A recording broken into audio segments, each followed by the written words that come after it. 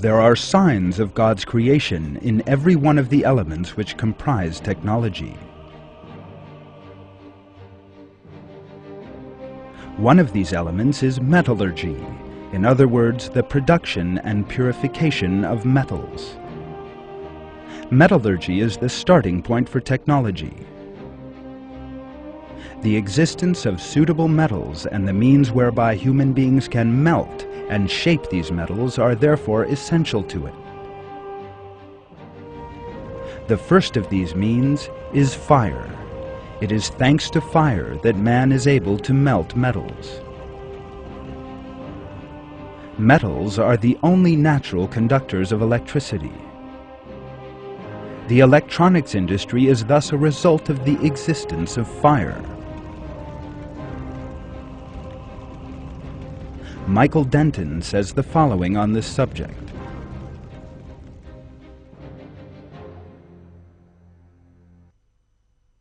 Our ability to handle fire is no trivial ability, because it was only through the use of fire that technological advance was possible. Through fire came metallurgy and metal tools, and eventually chemical knowledge.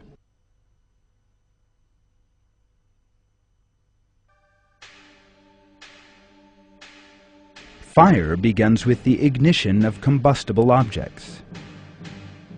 It is the carbon it contains which allows an object to burn.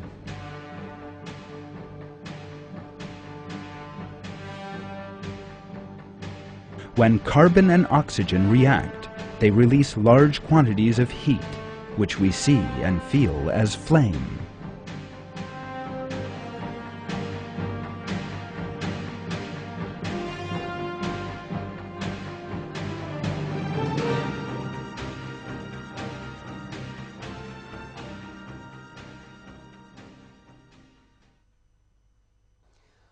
However, there is an interesting point here. Some 20% of the Earth's atmosphere consists of oxygen. Carbon is found in all living things, including our bodies. In other words, the materials for fire exist side by side all over the world. So why is it that they do not immediately react together? Why do our bodies and all other organisms not suddenly burst into flames? The answer lies in the astonishing properties of fire.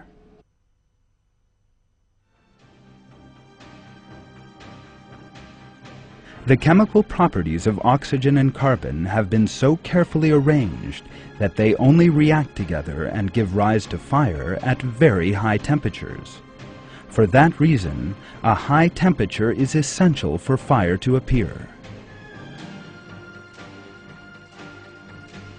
Someone trying to make fire by rubbing sticks together is actually raising the temperature by means of friction. In striking a match, you have to heat it in a moment by rubbing the head against a rough surface. If carbon and oxygen had a rather high tendency to react together, people, trees, and animals would suddenly catch fire when the air temperature went up. That would become an almost everyday phenomenon. For example, this plant living in the desert could suddenly burst into flames like a tinderbox when the air temperature reached its highest level in the middle of the day. That, of course, would make it difficult to speak of life on Earth at all. If oxygen and carbon required even greater heat in order to react than they actually do, then people would be unable to make fire at all.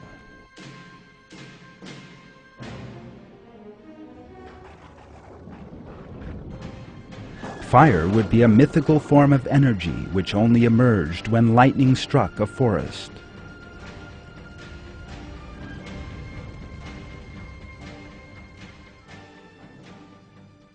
In short, the properties of oxygen and carbon have been created with such sensitive balances that they are in the best possible form for being used and kept under control. What human beings called the discovery of fire is actually fire being placed at the service of mankind by God. God draws attention to this fact in the Quran and reveals that fire has been specially created. He who produces fire for you from green trees so that you use them to light your fires.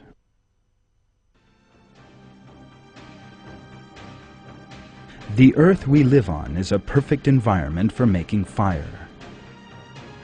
And this specially created environment is the starting point for the technology we possess today. Denton also refers to the environmental factors in the use of fire.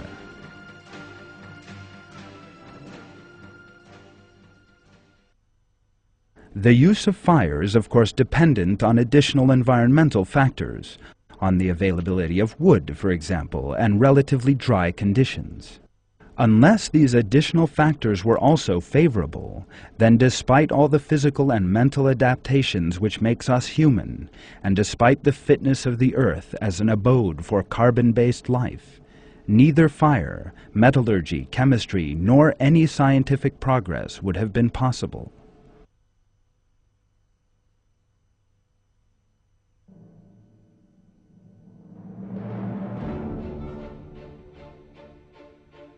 Indeed, human beings' physical structure, in other words their hands, arms, ability to move, and sense of sight, are ideally suited to being able to use fire. God has created the human body with a perfection allowing it to meet all its needs.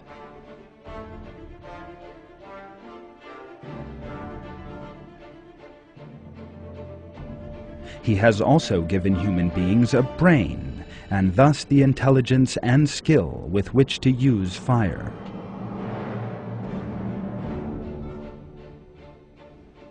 For instance, we could have come into a world without arms. In that event, it would have been impossible for us to make fire and shape metals, and therefore to develop technology. Or our intelligence level could have been much lower, and we could have lacked the awareness with which to understand and shape the world around us. In that event, we could not even have described our technological needs. Yet, God has given us intellect with which to think, 5 marvelous senses with which to perceive the world, and a body with which to meet our needs in the best possible manner. It is thanks to these that we are able to take advantage of His blessings, found civilizations, and develop technology. All these are blessings from God. We are reminded of the endless nature of these blessings in a verse from the Quran.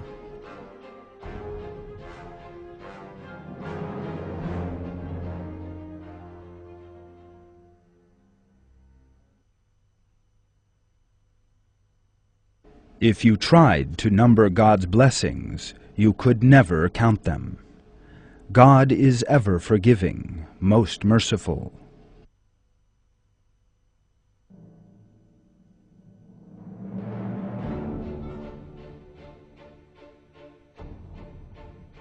As well as the fact that fire can be made and kept under control in the world, it also possesses another feature which supports metallurgy.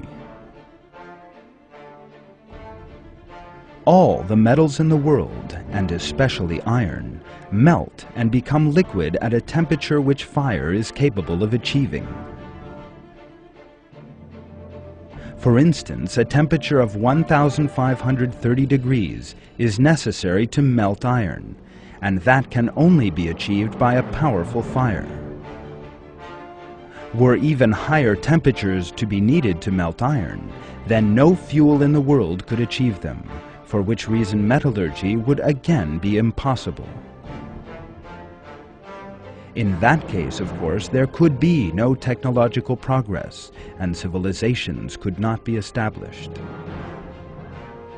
After briefly summarizing mankind's scientific development, Denton makes the following comment.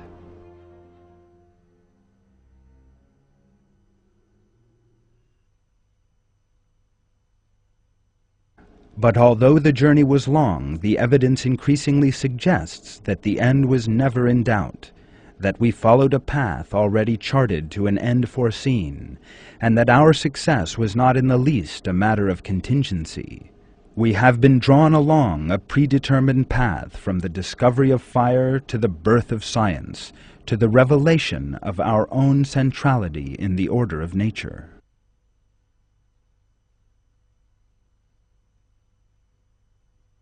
The truth expressed by Professor of Biochemistry Michael Denton in scientific terminology is the truth learned from the Quran by every believer.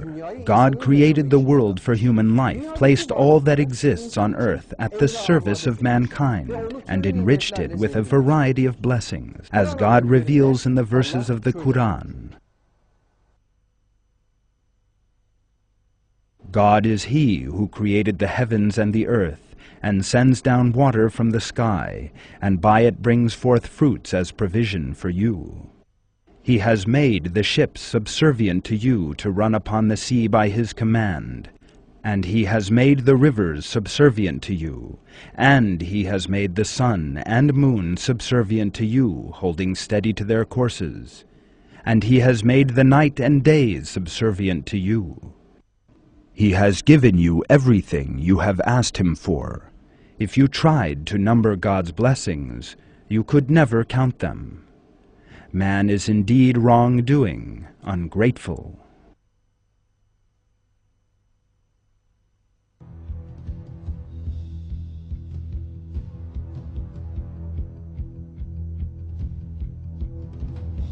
What we refer to as the marvel of technology is actually the blessings created for man by God.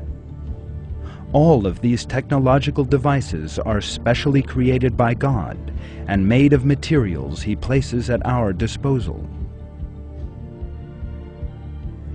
Human beings shape these materials by using the body, senses, intellect, and innovative capacity He gave them.